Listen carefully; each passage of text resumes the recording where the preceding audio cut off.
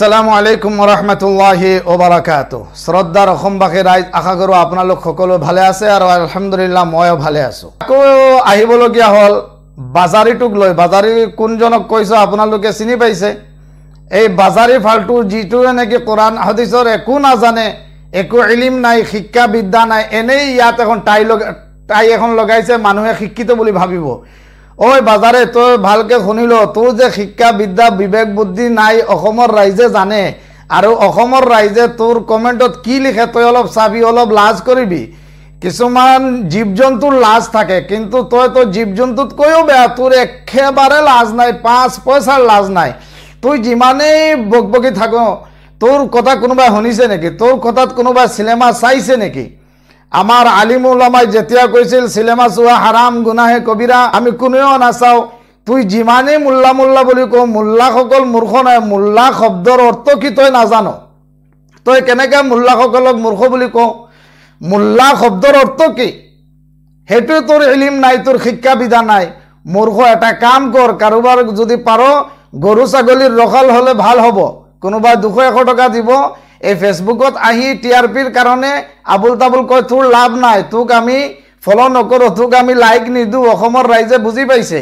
তোৰ নিচিনা মূৰ্খ বুৰ্বক এটা গাধাৰ কথা শুনি এজন অসমৰ মুছলমানে চিনেমা চাইছেনে দেখাব পাৰিবিনে? অসমৰ আলিম উলামাসকলৰ কথা শুনি মানুহ ভাল হৈছে, নামাজী হৈছে, ইমানদাৰ হৈছে, ৰোজাদাৰ হৈছে, জুৱা খেলা এৰি দিছে, সুদ খোৱা এৰি দিছে, মদ খোৱা এৰি দিছে।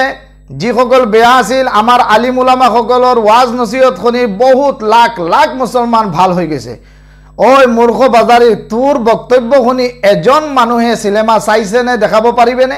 তই ক'ৰ পৰা দেখাবি? তই নিজে দাড়ি কটা এটা ফাল্টু। তই ভাল আলিম হ'লে তো দাড়ি নাকাটিলে হয়। তোৰ নিচিনা ফাল্টুৰ কথা অসমৰ ৰাইজে গ্ৰহণ নকৰে, কেতিয়াও নকৰে, জীৱনতো নকৰে। সময় আছে, আলিম উলামাক মোল্লা বুলি নকবি, তোৰ ওপৰত কিন্তু আল্লাহৰ লানত পৰিব চাবি। তই যেনেকা ফেৰাউনৰ নিচিনা বক্তব্য দি আছ নহয়, ফেৰাউনৰ নিচিনা কিন্তু তোৰ মৃত্যু হ'ব। সেইকাৰণে এতিয়াও সময় আছে, হেদায়তৰ ফালে আহ, ভাল পথত আহি যা, তবলিগ জমাতত যা, গৈ কোৰআন শৰীফ শুদ্ধকৈ পঢ়িবলৈ শিক, নামাজ ইবাদত বন্দগী কৰ, জাহান্নামৰ পৰা বাচিবৰ কাৰণে চেষ্টা কৰ, জন্নতত যাবলৈ চেষ্টা কৰ, মেহনত কৰ। ভৱিষ্যতক অসমৰ ৰাইজক বুৰ্বক বনাবলৈ চেষ্টা নকৰিবি। তোৰ অলপ লাজ থাকিব লাগিছিল। অসমৰ ৰাইজে তোৰ কথা গ্ৰহণ নকৰে, তাৰপিছতো কিয় ছ'চিয়েল মিডিয়াত আহাত হয়? তই কেতিয়াও ছাকচেছ হ'ব নোৱাৰিবি, কাৰণ অসমৰ ৰাইজ তোৰ নিচিনা বুৰ্বক নহয়। অসমৰ ৰাইজ শিক্ষিত, দীক্ষিত, জ্ঞানী, বুদ্ধিজীৱী হয়। অসমৰ ৰাইজ আপোনালোক চবক মই অনুৰোধ কৰিম, এই বুৰ্বকৰ পৰা, এই মূৰ্খ জাহিলৰ পৰা আপোনালোক আঁতৰত থাকক, আৰু তাৰ ভিডিঅ' পোৱাৰ লগে লগে এই কোনাত চাব এটা পূৰণ চিনৰ নিচিনা এটা আহে, তাত মাৰি দিলে ডিলেট হৈ যাব, আউট হৈ যাব। শ্ৰদ্ধাৰ ৰাইজ, এই মূৰ্খ শয়তানৰ পৰা সকলোকে আল্লাহ তাআলা বচাবলৈ তৌফিক দান কৰক। আমিন ইয়া আৰহামাৰ ৰাহিমিন।